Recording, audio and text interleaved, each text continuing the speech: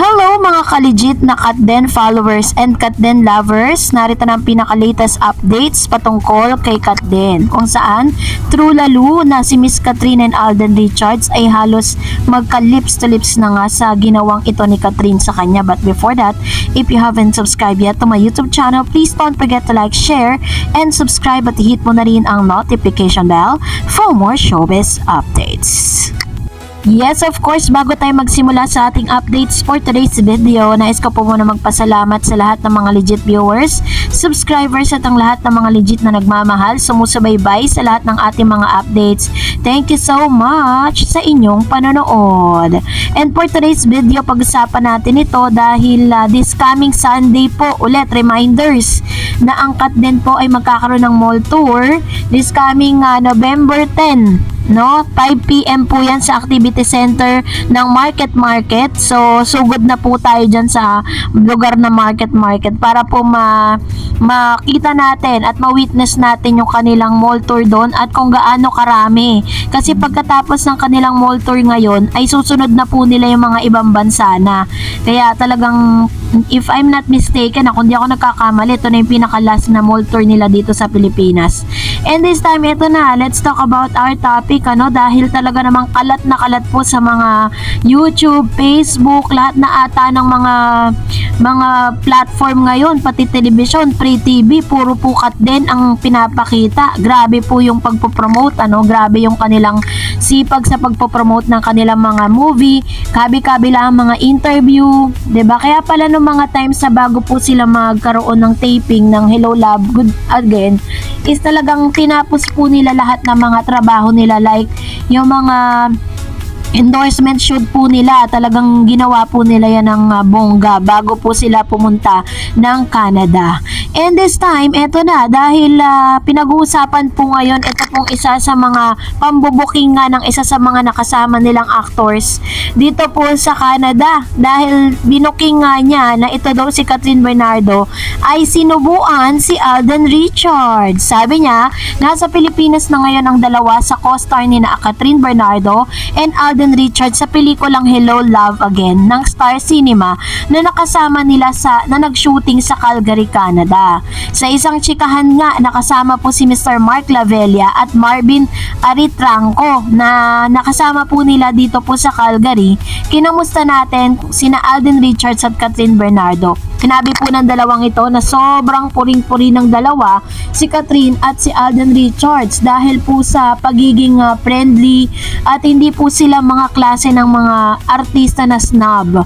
Kasi 'di ba, sabi po ng ilang mga actors and actresses, si Catherine and Alden Richards po yung mga tipo ng mga sikat na actors and actress sa Pilipinas na hindi nila alam na sikat sila. Kumbaga hindi nila nilalagay dun sa ulo nila, hindi lumalaki yung, hindi sila nagkakaroon ng spiritual hydrocephalus na parang lumalaki yung ulo nila, nagiging prima donna sila, 'di ba? This time, pinuri nga sila ng kanilang mga kasama po sa trabaho. At isa sa mga pambabuking ni Marvin, isa sa mga nakasama nila, may pagkakataon daw, ito na pinagluluto nga ni Catherine. O tama po yung natin, yung ating pong sinabi dun sa ating pong update. Sa marami pang nambash po sa akin doon na hindi daw si Alden yun dahil ang taba daw ng kamay. May mga pagkakataon daw na pinagluto ni Catherine ng steak si Alden. So totoo nga. At yes, si Alden naman daw, sinubuan daw si Catherine ng sinubuan daw si Catherine ng kumakain sila. Aba, nakakilig na kwento ng Marvin. Pero syempre, nakaka-feel good ang kwento ni na Mark at Marvin na parehong mabait sina Catherine at Alden sa lahat na nakakasama nila sa shooting sa Canada. So ibig sabihin pala, kapag po may niluluto si Catherine Bernardo na something for everyone, syempre, talagang magkasalo po sila. May mga chances din po na parang sinasabi nga na parang mga CCTV doon, yung mga CCTV na mga human CCTV, na minsan daw nagsasalo pa sa iisang pinggan si Catherine at si Alden Richards. 'Di ba? Ito, yun po ba yung manifestasyon na magkaibigan lang, 'di ba? Pero syempre, anyway, so this coming Saturday nga daw ay makakasama ni na Mark at Marvin sa pagpapromote ng Cebu sa Cebu ang cut din. Masaya raw kasi sina Katrin at Alden, kaya naman excited pareho sina Mark at Marvin. So yun po yung ilan sa mga pambubuking nito pong mga nakasama nila sa Calgary, Canada. At talagang sila po yung magpapatunay na talagang sobrang sweet at sobrang clingy po nila sa isa't isa. So tama po yung mga naihatid natin sa inyong news na talagang si Miss Kat, Mr. Up na nagkaroon nga po ng parang pangyayari doon na nagluto ng steak at si Alden Richards ang unang tumikim nito. So, kaya naman vindicated tayo doon sa mga bashers na nagsabing hindi raw si Alden yon. O ano kayo ngayon? Kaya tuloy sabi ng ilang mga netizen na tila baka mo nag lips to lips na sila dahil yung plate at yung spoon na ginagamit po ni Mr. Alden Richards sa kanyang pagkain ay ginagamit na rin ni Miss Katrin Bernardo. 'Di ba? Hindi man naglapat yung kanilang mga labi pero parang iisang plate at iisang spoon lang ginagamit nila. Kaya naman dahil po sa kwento na yan ni Marvin at ng isa pang kasama po nila dito sa Calgary, Canada, ay ang dami pong na good vibes po doon. So, sana nga magkaroon ng pagkakataon na ma-interview din sila para at least sa kanila mismo manggaling yung mga kwento na ito.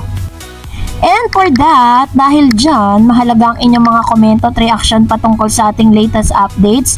Narito naman ang ilan sa mga komento ninyo patungkol naman po dun sa ating updates kahapon. Magbasa tayo. Sabi ni Ma'am Shirut Tanyag, "Hello Miss Dar, Eds. Have a nice day. Thank you very much for your updates sa Katden at lagi mong binibigyan ng liwanag ang mga negative write-ups patungkol sa Katden." Yes, Miss Dar. Yung sinabi ni DJ na walang talagang tatalo sa Katniel, POV niya yon. Hayaan na lang natin siya doon siya masaya.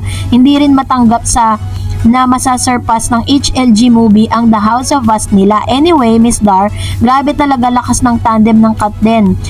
Imaginein mo yung promotion nila sa ASAP, all eyes lahat sa kanila, pati mga kapwa nila artist at host, ay pati kinikilig, tahimik silang lahat. Ang pinakakilig, Miss Dar, yung holding hands silang dalawa, talagang nakalak ng mahigpit ang kanilang mga kamay, kaya naniniwala ako na sa kanila na talagang kahit hindi pa sila umaamin, grabe din ang tingin na nilang dalawa, eye to eye contact talaga. Matagal pang magsasama ang Katden sa promotion dahil may abroad pa sila, kaya chill lang tayo mga Katden. Ilang araw na lang showing ng host ang most waited movie of the year, HLA, kaya let's support Katden, ipakita natin ang pagmamahal sa kanila. Ayan, alam nyo, may trivia po ako dyan patungkol sa naging resulta po ng HLG. Actually, mas malaki pa sana yung kikitain ng movie ng HLG kasi nasurpass po nila yung movie ng Katniel. Meron po akong nabasang isang article na parang pinatigil na po or parang binawasan, 'di ba? Parang hindi ginawa nila, parang dinoktor nila yung naging resulta para hindi po masyadong matalo yung last movie ng Katniel na The House of Us ng HLG. Pero in reality, mas malaki pa ang kinita ng HLG that time. Hindi lang po talaga naging transparent para po hindi masyadong maiwan yung movie ng Katniel. Yan po yung pagkakabalita. Ay, nabasa ko po yan sa isang article. Pero syempre, ano lang natin, kumbaga isarpas na natin, hayaan na natin yung mga ganan. Let's make another history, lalo na sa mga Katden, diba? Sabi ni Ma'am Shiberji, "Hi Ma'am Dars, thanks again for daily Katden updates. God bless you more. Naway kahit natapos ng HLA, we hope na lahat tayo ng mga Katden fans ay hindi malungkot. Naway mag-collab ulit ng GMA at ABS-CBN na next naman ay teleserye. Bagay sa kanila yung Queen of Tears, Ma'am Dars. Napanood mo na ba yung game nila na Who is Game? Anong pagkakaunama mo doon? Ayan, sa pagpapakasal nga, Miss Kat, ayaw ko patisoy kanya. Pero makalaununan, sinabi ni Miss Kat na 33 years old daw. Si Tisoy gusto na raw magka-baby. Pero sabi naman ni Miss Kat, ikaw nagogo natin yan, sabi niya. Actually, napanood ko po yun, yung parang imitating me challenge. Tapos yung mga questions nila, diba? Napanood ko yun. Tapos kapag po niread nyo yung mga lines po nila, diba? Parang nagkakaintindihan silang dalawa. Tapos para silang may sariling mundo.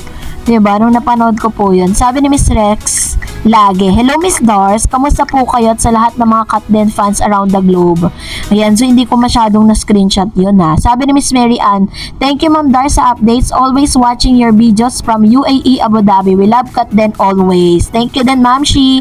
And sabi ni Ma'am Shi Annabel Garde, kumusta Miss Dareds? Pinanindigan na talaga ni Alden yung pag-iwas kay Sanya kasi naman, kung di siya nagsasalita ng kung ano-ano, baka hindi ganyan kay Alden kasi walang mali siya yung friendship niya for her. Pero si girl kasi meron pala. Kaya ayan tuloy ang resulta, talagang iiwasan siya ni Tisoy kasi baka siya pa maging cause ng misunderstanding sa Katden. Tama lang ginawa ni Tisoy. Yung video dati na imitating each other ba yun? May karugtong pala yun. Yung may hawak. Actually po, kasi parang pina-part 1, part 2 nila, alam nyo na, for the views kasi yan eh. Kapag kunyari part 1, tapos pag medyo nakuha na nila yung views na gusto nila, ilalabas nila yung part 2. Katulad po ng kanilang, yung kanila pong interview sa 24 oras, may part 2, diba? So, sabi niya, silang Lollipop, bali who is ata yun, pag itaas mo blue si Alden, pag pink si Kat, meron doon na who is want to marry, sabi ni Kat si Tisoy daw, blue itinaas niya, si Alden pink, so si Kat daw, sabi ni Kat, di pa daw siya ready, pero late na yung video na yun, di pa nasabi ni Kat na she was ready to fall in love again sa past talk with Boy Abunda, kaya may possibility pa na mag-change ang ihip ng hangin, malay mo, biglang sabihin ready na. Thank you Darrets, good night and God bless you. Actually po, yung mga sinasabi ni Miss Catherine ngayon, ay ano lang yan, tentatively. Pero pag yan nakaisip talaga na siya parang she's ready to marry, 'di ba? Pero ano muna, enjoy mo muna natin yung love life nilang dalawa. Hayaan natin na dumating yung pagkakataon na talagang tapos na, 'di ba? Hindi na tayo kailangan manghula pa. So, that's it for today. For more videos and updates, please don't forget to like and subscribe. And please don't forget to follow my Facebook page, Dareds TV. God bless everyone!